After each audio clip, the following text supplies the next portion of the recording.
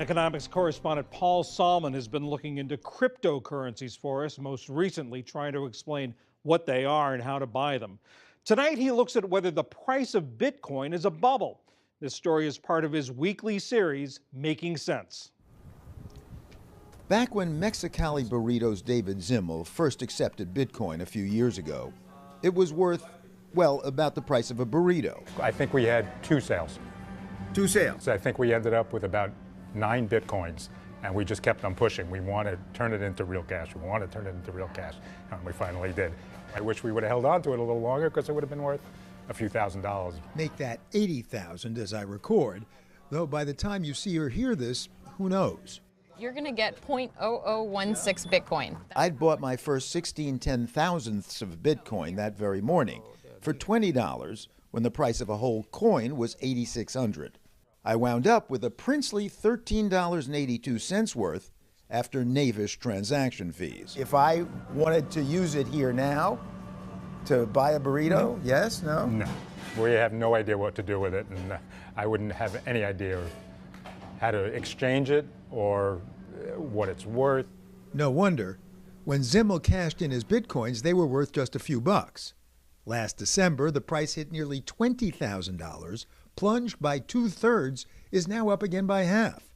So how can it be a currency if you never know its current value? It is developing many of the qualities of currencies, but it isn't yet filling the basic role of a currency, which is to enable transactions. Professor, author, and hedge fund manager Vikram Mancharamani. You do need some more stability in the value of it before it gets truly adopted as a currency, not as an instrument of speculation. Today, it's de facto an instrument of speculation or a means through which to fund illicit activities off the grid. Bitcoins and sort of other cryptocurrencies live outside of the traditional banking network and in fact are intended to do so by design. That's why the NewsHour wouldn't accept a Bitcoin donation in 2013, when stories abounded about its use on the so-called dark web to buy drugs, guns, and sex. But local restaurants like Veggie Galaxy in Cambridge that used to take Bitcoin don't anymore because the value fluctuates too much. Plus, it's too cumbersome for petty transactions. Can I buy my lunch with Bitcoin? I'm sorry, we used to, but not anymore. We actually had an ATM here, but we don't have it anymore, I'm sorry. A Bitcoin ATM, that is. Nearby Thelonious Monkfish does still take Bitcoin, but because of transaction fees and the hassle, only if you spend $100 or more. So I'd have to order a lunch that was more than $100 to use Bitcoin? Right, to get the transaction go through. Look, we even went to a Bitcoin dealer, the La Chic Boutique pawn shop in Somerville. For cash, you can pick up designer bags by the dozen, a pair of Shaquille O'Neal's hard-to-fill shoes, even this poppin' fresh pendant whose provenance can be traced to Boston mobster Whitey Bulger. But to do a Bitcoin deal... You sign up an account, and then we can meet over there at Starbucks, and we can transfer money at that time. Proprietor Dylan McDermott. Well, why can't we do it here in the store? Regulation at this point. We can only sell and charge a small fee, but buying, not at this point. But we can do it outside, at the local bar or the local cafe here. Yes, and we pay 90% as well. Yes, only 90% of market value, plus a small transaction fee, and yet, despite all the hurdles to using it, Bitcoin and its underlying blockchain technology are seen as Fat City. Consider the recent rash of conversion experiences. In December, Long Island Iced Tea renamed itself Long Blockchain, and its stock price tripled.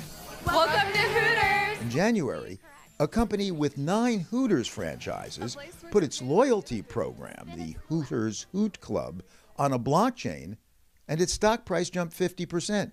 I'm no expert on Bitcoin. Richard Thaler won this year's Nobel Prize in economics. But it's very hard to know what its intrinsic value is. And it's very hard to know what its legitimate use is. It certainly looks like a bubble to me.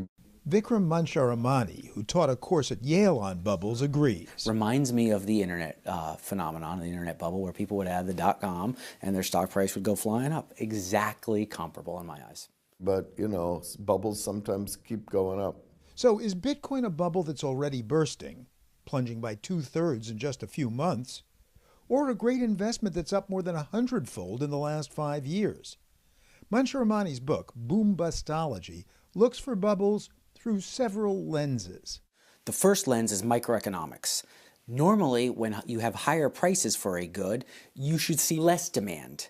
When higher prices generate more demand, we have a bubbly dynamic that results in higher prices generating more demand, generating higher prices, etc. In other words, instead of turning off buyers, the rising prices are attracting them, triggering another lens, buying an investment on credit.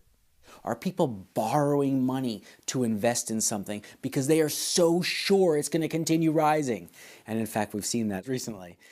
Lens 3, people want to believe. The psychology of irrational exuberance. They want to believe in a new story, a new era, a new dynamic. This is a common phenomenon. We saw this back in the 1920s with radios and cars. You saw it during the internet bubble where the internet was going to change everything. And in fact, you can see it today in this crypto domain where this is the new form of money, digital gold. Mansur Amani's last lens is a question.